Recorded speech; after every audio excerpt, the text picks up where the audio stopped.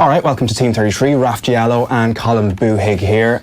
So we are delighted to be joined by Asif Kapadia, the director of Diego Maradona, but also famously the director of Senna and Amy. And Senna, one of my favourite documentaries. I'm a big Formula 1 fan, so it's one that stood out. Watched it 2 or 3 times now. Asif, maybe just to start off, obviously, as I said, Senna is the name of the other documentary, Amy as well. It's interesting you went for a singular kind of name for each of those. This one, you've gone for the full Diego Maradona, and I presume it's representative of who he was, and that there is this dual persona. Absolutely, yeah. As you can see, I'm very creative in my titles. I spent ages thinking about them. But it was this idea of kind of, with Senna, there was this iconic thing of just having his name. You know, a lot of sports films particularly, they like to have like a subtitle, like you've got to explain this guy was really the fastest driver ever. I'm like, you don't need any of that, just give us his name. Yeah. Amy was about almost taking away the second name, because she became known for her drinking, and there was like lots of awful things people just say. Something like Amy, and simplifying it back to the kind of the girl. This is the opposite, because Maradona's a footballer. You know, that's the name you'd have if you had it with his name on the back of your shirt, yeah. Although he's played in a time before names were on the shirts, obviously. But there was something that came out of making the film, which was this idea that it's almost like this split personality, this kind of bipolar guy that's like, there's this lovely guy, this sweet, vulnerable guy, Diego, and there's the ego. There's a kind of one that you see on screen, the one that talks about himself in the third person, Maradona. And the film that's the reason why it's called that, because it's like at the heart of the movie is this idea, there's tension and conflict between himself. He's his greatest rival, you know, in a way. Yeah, and obviously a lot of the footage from it is filmed between 81 87. There's these old U-matic kind of videos in it, these tapes. It's almost like VHS, but for like TV broadcasters. They were kind of, you've had to find them in different places. His ex-wife, I think, had a few, and then there were other boxes in other places as well. Did you have a sense of trepidation, or maybe were you kind of surprised, or was there this kind of sense of anticipation when you're about to hit play on it, and you may have preconceptions of who Diego Maradona is? I mean, you know, because I've now been doing this for a while with various films, there's always this idea of, okay, you're always excited when you see a batch of tapes, and then you get them out and like they're disintegrating, or you put it in and it's like he's not even on there. You know, you have a lot of that. It's like, where is he? Where is he? And then you find something. And my job is to keep pushing people. My job as a director is to say, that's great that you found those 50 tapes that no one's seen for 30 years. I want more, you know. You've got to keep pushing. So you look at it and you go, it's not enough, it's not good enough. I'm looking for drama. I guess that's my job, is to, like, you make films about great people, but the reason why certain people make for a movie that you're going to pay money to go to the cinema is because they've got to have more than just being, they're really good at something and really nice. And so with him, it was always searching for, how do you visually show the things that were going on in his life? So you have the pictures and you have this footage, but the audio interviews are just as important. Finding out what was actually going on, talking to Diego Maradona himself to find out what were the key moments. And then you go back and you look at the footage, you go, that shot there, that is a really good visual representation of what he was talking about. So that's what it is. It is that kind of thing of pictures and sound coming together, or music coming together, or sound effects. Seeing him playing football at the time, from these low angles behind the goal on the side of the pitch, because those were his personal cameramen shooting that stuff. Yeah. At the time, Italian football was like one big high angle shot from the top of the stand, you know. You just see 22 dots running around.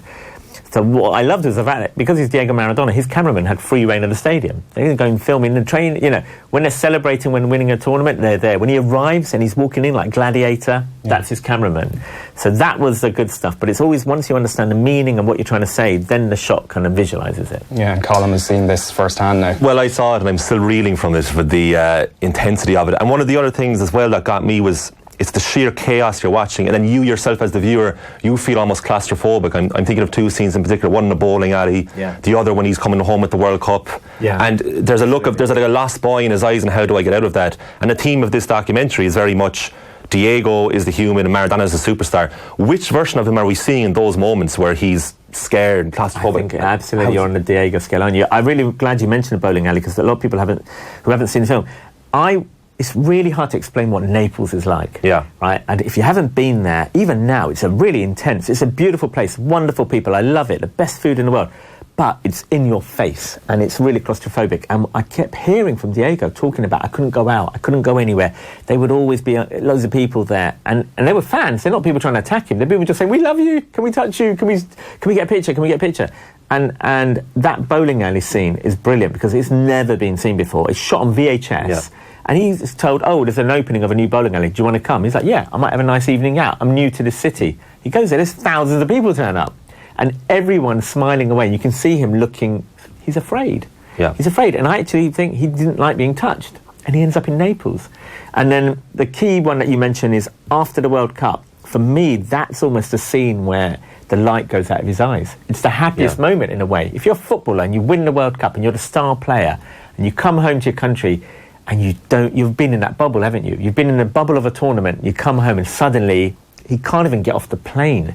They're all squashed in and they're jostling him and squashing him and he's cuddling the World Cup and he looks like a child. Yeah. And I think that is, if you believe our kind of concept and our thesis, that's the vulnerable, young, innocent Diego who's afraid of the media. So he has to turn on Maradona to kind of speak about himself and tell everyone, you know, I'm never wrong, I'm the tough guy, I can deal with anything, I'm Maradona.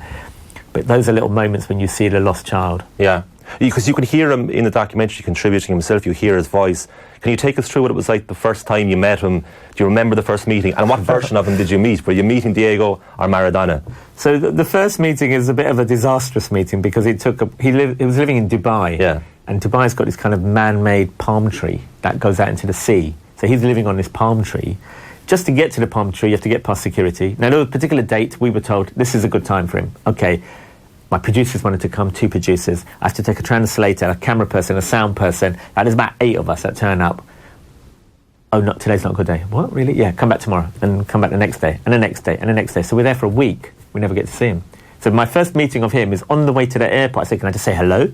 You know, we've been here for a week, and I got 5 minutes. He came down the stairs, shook my hand, said, you know, we're going to make a great film together, and then walked away. Yeah. So that was the first meeting. Next time I go, okay, no entourage. I don't bring anyone. It's just me and a translator. I'll record it myself. And that's like 6 months later. That time, he was in much better form. He sat on his sofa. He's watching Boca Juniors on TV. I had to mute it because the volume was on. And he sat on his sofa and it's just me chatting to him. And once he opens up and you're not bringing a camera and he's not performing, he's really good. He's a really good storyteller. He remembers, he's bright, he's witty, he's got a lot of good gags. You know, Maradona's very famous for creating figures of speech in Argentina. No one's ever used before, that become part of the language. So he was doing a lot of that. He didn't want to go to some dark places straight away, so that's like, okay, I'm going to have to save that up. He didn't want to talk about his ex-wife, didn't want to talk about Jorge's sister Spile's agent. He's like, never bring that guy up again, he stole from me. I'm like, okay, that's one of my easy questions, you know. So I went through some of the bankers about his family, his childhood, all of that. That was all good. He really enjoyed the process. Yeah. Then I'd go away and I'd come back and get more and more into it. I thought he was really charismatic. I liked him. When he's in a good frame of mind, you can only imagine how amazing it would have been to hang out with him in the 80s. Yeah. Can't imagine what it would have been like. Yeah. Finally for me, there's one scene in particular, out of all the chaos, it really resonated with me at the Christmas party, early 90s. Yeah. And you leave the camera on him for about maybe 15 seconds of him just staring into the distance. It's almost like a minute or two, you know. You're right. That is a lonely guy. That's a lonely guy, right? Because is it safe to say Napoli as a football team, they made him, because after Barcelona, it was unsure if this guy was really going to fulfill his talent, but Naples as a city destroyed him. And if there's any ambiguity you had about his involvement with mafia or his drug intake, this documentary goes deep into that. Yeah, I mean, that's interesting, because I guess what happened with Senna and with Amy is you've got people who are surrounded by people who are actually becoming famous is quite lonely. Yeah. And that moment is, for many people, you know, I'd say for me as well, it's my favourite moment, but it's also one of the saddest moments, because you just see someone who's like thinking over everything he's done. Yeah. And you could just see, this is like, have I messed it all up? What did I do? How have I ended up here? And there's no dialogue, there's not a word, it's just watching him, and then it goes quite quiet. And it's a very sad shot. Yeah. Now that's a shot, again, on a VHS tape that we found with some guy who's a football ultra, who used to hang around with Naples, and because of the power of the ultras in Italy, he had access to everywhere. So he's one of the guys who's in the film called Giuliano Montori. He has his VHS tapes that no one's ever seen. No one's ever been able to get access to them. So I had a brilliant team of researchers who kind of spend months talking to people, and we're able to do a deal. So you can get that moment in a movie that sums up his life. We call it the Long Good Friday moment in the edit. There's this great film made with Bob Hoskins where at the end of the film, he knows he's in trouble, and he just sums up his life. And you can just see he doesn't say a word, but he's thinking it, and that's what's going on with Diego, I think, there. Yeah, and I suppose a final question before we let you go. Of course, Senna and Maradona, very different characters in terms of personalities, and obviously Senna was more of an insider in terms of the wealth he would have come from. Maradona, quite the opposite. But in terms of things that might have unified them, in terms of themes, as you're going through making both of those documentaries, what jumped out maybe that were quite unifying themes that crossed over in terms of both of them? I would say, there's a kind of Latin American hero, both countries, in a way, when needed Senna and needed Maradona, because they were coming out of like military dictatorships. They were coming out of really political situations where the kind of economy was really in a bad way. And so what you've got is these countries in Latin America who were taking on the Europeans, where the money is, the power base, the old countries, where they've come from, they're sort of descendants of. And so that's a big element of what they stand for and why they're loved.